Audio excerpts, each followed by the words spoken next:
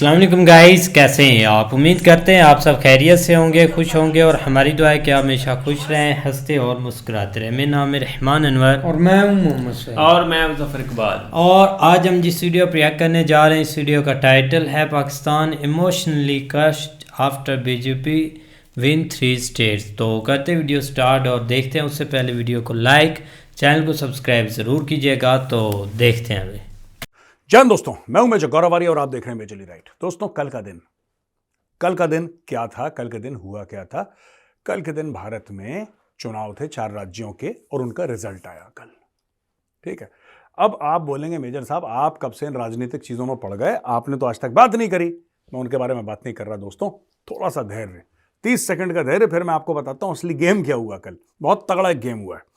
अच्छा, राजस्थान में टोटल 199 सीटें थी, जिसमें से भाजपा को मिले 115। मध्य प्रदेश में टोटल 230 सीटें थी, 230, जिसमें से भाजपा को मिली 163। ठीक है जी। और छत्तीसगढ़ में टोटल 90 सीटें, जिसमें से भाजपा को मिली 54, यानी कि 54 सीटें। बाकी तेलंगाना में कांग्रेस आगे रही, कांग्रेस को 65 सीटें मिली 119 में से। ठीक है।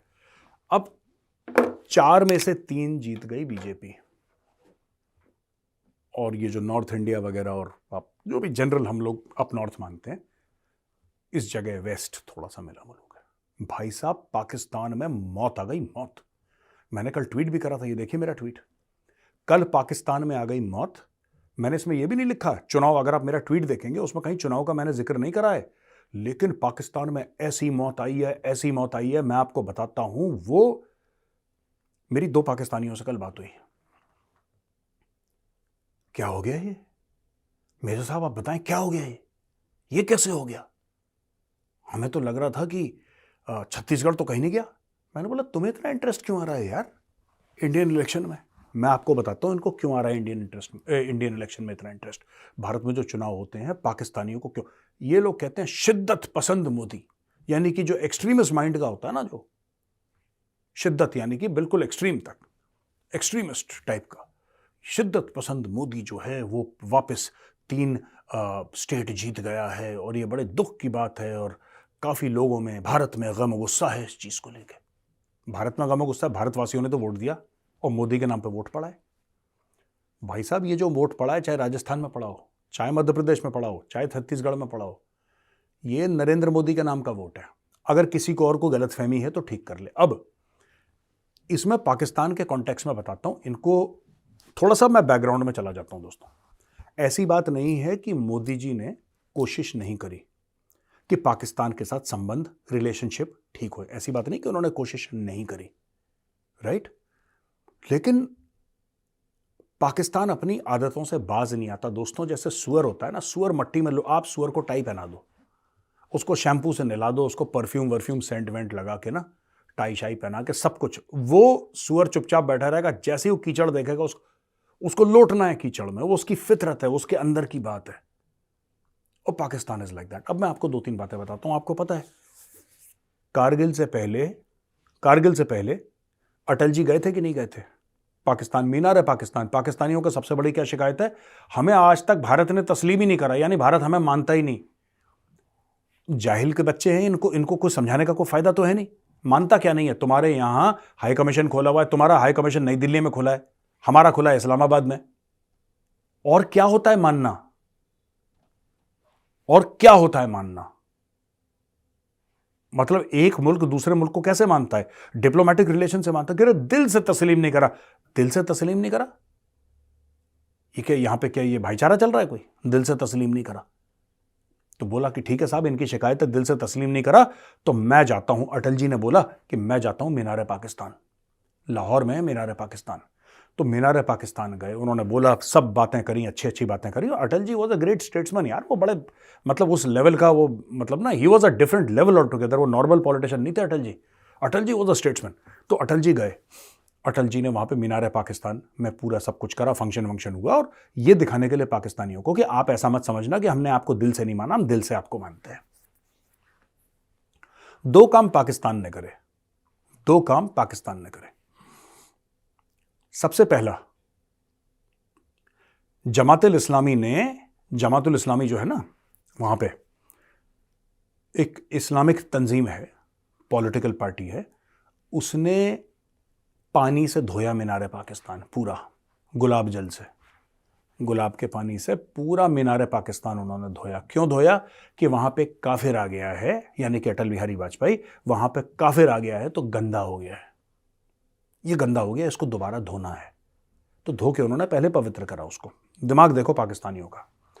और पीठ पीछे परवेज मुशर्रफ कारगिल पे लोग चढ़ा रहा था, यहाँ पे अटल जी प्यार का पैगाम लेके लाहौर गए, वहां पे वो ड्रामे कर रहा था अपने परवेज मुशर्रफ। फिर जूते पड़े तो पैर वैर पकड़ना, ये पाकिस्तान की फितरत है। पहले बड़े चौड़े बनते हैं, पहले शेर बनते हैं, 4 थप्पड़ मारो पैर पकड़ लेते हैं, गिड़गिड़ाने लगते हैं, फिर सजदा करेंगे पैरों पे आपके, ठीक है ना। अब जब मोदी जी प्रधानमंत्री बने दोस्तों, 2014 की बात कर रहा हूं मई की, तो उन्होंने रीच आउट करा, उन्होंने दिल से चाहा कि पाकिस्तान के साथ चलो जो भी लड़ाई हुई गिले शिकवे दूर करो, जबकि वो संघ के हैं, राष्ट्रीय स्वयंसेवक संघ के हैं। उन्होंने बोला नहीं कोई बात नहीं, उन्होंने बुलाया नवाज शरीफ जो था उस समय प्राइम मिनिस्टर पाकिस्तान का, नवाज शरीफ को अपने इनॉग्रेशन में बुलाया। फिर वो विदेश दौरे पे थे, नवाज शरीफ ने बोला कि अगर आप आ जाते, हमारे घर में शादी है, बिटिया की शादी है, तो उन्होंने बोला बेटी की शादी कोई बात नहीं मैं आऊंगा। सारा प्रोटोकॉल तोड़ के मोदी जी गए। जब पठानकोट पे अटैक हुआ था दोस्तों, तो अटैक के बाद कौन अपने फॉरवर्ड एयरबेस पे दुश्मन देश के इंटेलिजेंस एजेंसी को बुलाता? आईएसआई वाले आए थे पठानकोट। पता है आपको ये बात? पाकिस्तानियों ने पता है क्या सोचा? पाकिस्तानियों ने यह सोचा कि यार अगर नरेंद्र मोदी जी डिसेंसी दिखा रहे हैं, इसका मतलब कमजोर है ये। अगर नरेंद्र मोदी अच्छाई दिखा रहे हैं, भलाई दिखा रहे हैं, तो इसका मतलब ये बंदा कमजोर है। क्योंकि पाकिस्तानी पंजाबी को डिसेंसी वर्ड का मतलब नहीं पता, उसको जूते चाहिए। उसको जो कूटता रहेगा, मारता रहेगा, चप्पलों से जलील करता रहेगा, बेइज्जत करता रहेगा, वो कहेगा बहुत बहुत बढ़िया आदमी है यार, ये तो बहुत बढ़िया आदमी है ये, ठीक है ना। अब देखो हुआ क्या, फिर उन्होंने अपनी उल्टी सीधी हरकतें शुरू करी और उल्टा ये बोल दिया, नवाज शरीफ को ये बोला कि जो मोदी का यार है गद्दार है, गद्दार है। और आज की तारीख में भी पाकिस्तानी झूठ बोलते हैं आपस में, झूठे तो हैं ये लोग, आपस में झूठ बोलते हैं। उसकी बड़ी इन्वेस्टमेंट है, उसकी बड़ी इन्वेस्टमेंट है, यानी कि नवाज शरीफ ने भारत में बहुत पैसे डाल रखे हैं, इसलिए भारत और नवाज शरीफ की बनती है। गरीब का बच्चा है तुम्हारा नवाज शरीफ। मैं पाकिस्तानी हूं, तुमसे कितना पैसा नवाज शरीफ के पास? कितना पैसा है उसके पास? 1 अरब, 2 अरब, 3 अरब, 4 अरब, 5 अरब, कितना पैसा है? तुम लोगों का दिमाग खराब है, तुम नवाज शरीफ को अमीर बोलते हो। तुम लोगों का दिमाग खराब है। इन्वेस्टमेंट कहता है उसकी शुगर की मिल को इन्वेस्टमेंट होती है।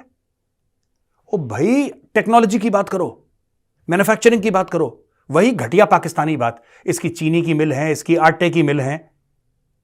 पता नहीं कैसी अजीब अजीब सी बातें करते हैं पाकिस्तानी यार। वो कहता है कि उसकी शुगर की मिल है, उसकी आंखें चमक रही हैं जब वो बता रहा है उसकी शुगर की मिल है इंडिया में, जैसे पता नहीं क्या अरबों डॉलर का शुगर का मिल का कोई धंधे की अकल होती है। शुगर मिल यहां पे दुनिया भर की पड़ी हुई है, हजारों शुगर मिल है इंडिया में, कौन सी बड़ी बात है, शुगर मिल है उसकी। तो ये पाकिस्तानियों को लगा कि नरेंद्र मोदी कमजोर है। फिर इन्होंने करा उड़ी, सर्जिकल स्ट्राइक हुई, इन्होंने करा पुलवामा, तो बालाकोट पे एयर अटैक्स हुए। तब से मोदी इनके लिए बहुत बुरा आदमी बन गया कि यार पहले वालों को तो जब हम मारते थे तो वो कहते थे नहीं कोई बात नहीं, आप कोई बात नहीं, आप मार लो, आप हमारे भाई हो, अमन की आशा और फलाना ढिमका। हमने देखो 26/11 करा, कुछ नहीं हुआ।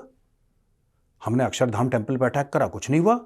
हमने पार्लियामेंट पे अटैक करा, कुछ नहीं हुआ। हमने ये मोदी बढ़ा गया यार बीच में कि हम कुछ करते हैं तो जवाब दे देता है। कल उनको आई मौत, Pakistani television anchor, Pakistani social media पे मौत आ गई। मैं बता रहा हूं, मौत लिटरली। इनको लगा कि अब तो पापा हमारे जीत गए हैं, अब ये तो मारेगा मोदी आएगा तो, क्योंकि मोदी ने सबसे पहले दोस्ती का हाथ बढ़ाया था। तुम्हें लगा कि वो कमजोर है, ठीक है, अब वो तुम्हें मार रहा है हंटर से, अब तुम्हें बुरा लग रहा है। तो बेटा ऐसा है कि बैटिंग तो दोनों की आती है, जिंदगी क्रिकेट का गेम है। अब तुमने बैटिंग कर ली, अब बैटिंग हमारी है, अब तुम्हारी सुतैया होगी पक्के से। तुम बच के न जा पाओगे बेटा, तुम पिटोगे।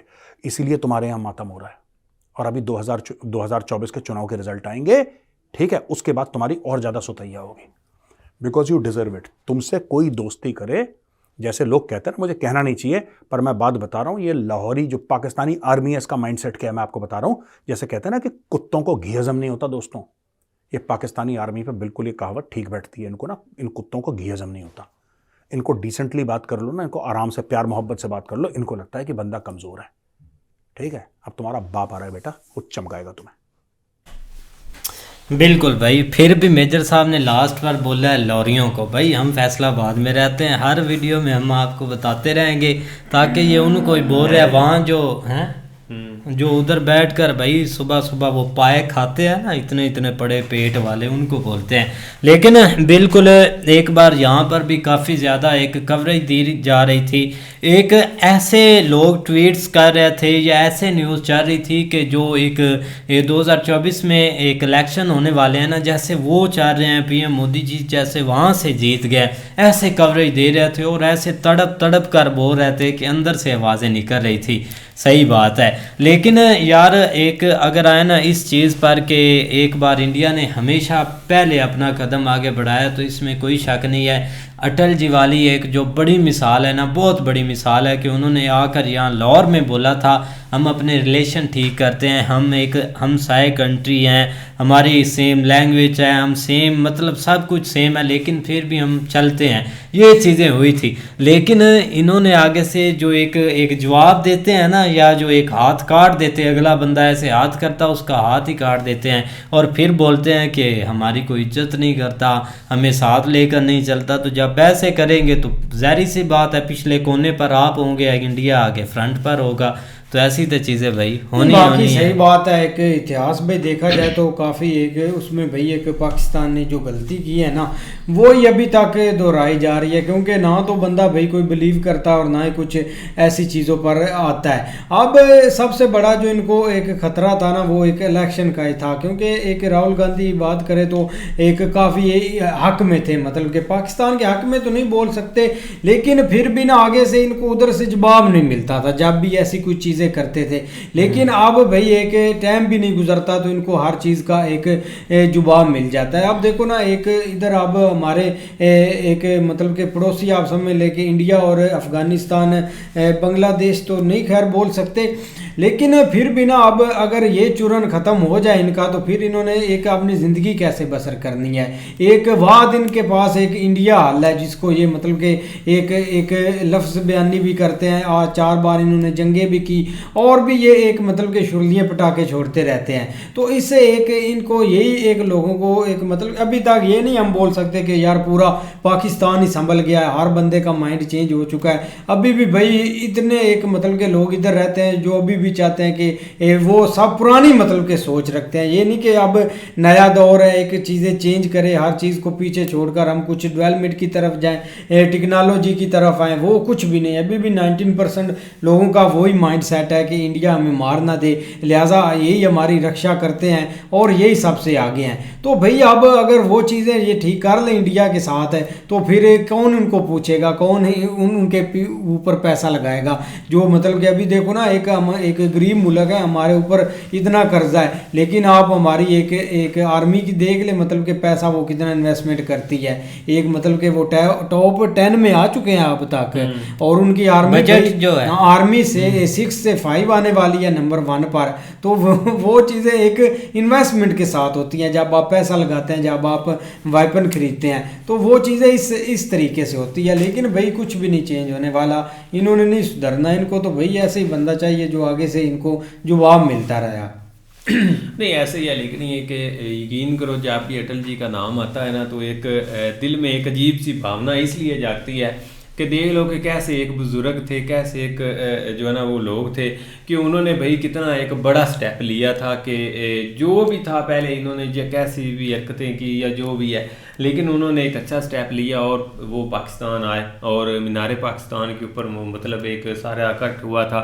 लेकिन उसके बाद नो डाउट ये जो हमारे मौलवी हजरात हैं ना, इन्होंने एक ऐसा इंतशार उस वक़्त फैलाया था ना, वो उसके पीछे पता नहीं क्या रीज़न थी। यकीन करो अब एक दफ़ा दिमाग मौफ हो जाता है कि कैसे कैसे लोग किस वक्त उनको जो है ना वो इस्तेमाल किया गया है अपने फ़ायदे के लिए।